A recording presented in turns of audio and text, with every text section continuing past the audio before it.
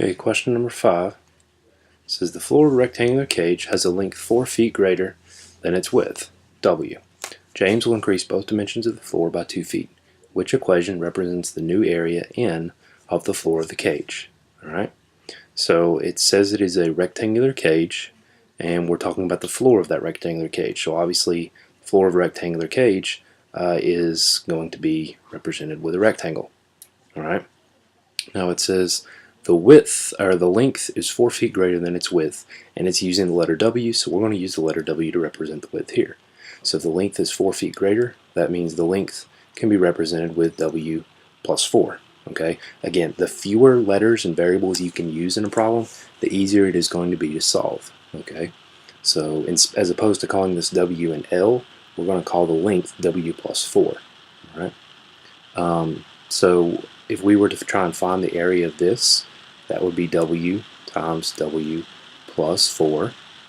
Okay, we multiply, we use the distributive property, W times W would be W squared, and W times 4 would be plus 4W. Now, I did that just to show you that if you were to work one of these out, that answer already shows up here. However, this is the area of the original floor. Okay, so we really didn't even need to understand that, but I just want to show you that, let's say that you didn't read the whole problem, you just read the first line and found the area. There's an answer choice that has that option. Okay, but if you read the question carefully, it says James comes along and increases both dimensions by 2 feet.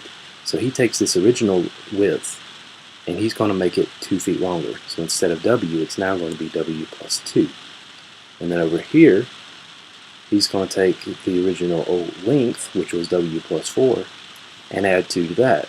So he's going to take W plus 4 and add 2 to all that. Okay, so if you take W plus 4 and add 2, that now becomes W plus 6. So the new area will be equal to the new width, W plus 2, times the new length, W plus 6.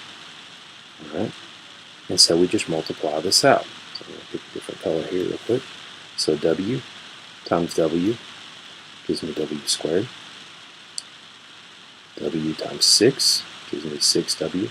Remember, the way we multiply these out, the first term times each part of the second, and then the second term in the first expression times each part of the second expression.